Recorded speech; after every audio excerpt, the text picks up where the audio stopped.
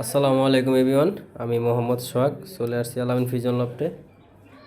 So বন্ধুরা, আজকের ভিডিওটা একটু অন্যরকম, সবাই মনোযোগ দিয়ে দেখবেন। যারা আমার ইউটিউব চ্যানেলে নতুন হয়ে থাকেন অবশ্যই সাবস্ক্রাইব করবেন, ফেসবুক পেজে ফলো দিবেন, আমাকে সবাই সাপোর্ট করবেন। সো বন্ধুরা, এটা আমার একটা নতুন ফিজন লফট রেডি করতেছি, আলামিন ফিজন লফট দ্বিতীয়। এটা রেডি করতেছি। এটা আমি যে বাসায় থাকি ওই বাসার নিচতলা একটা রুম। রুমটা একটু ছোট, তো এই রুমটা আমার বিডিং পেয়ারের জন্য সেই হবে, যার কারণে আমি এই রুমটা নিয়ে নিছি।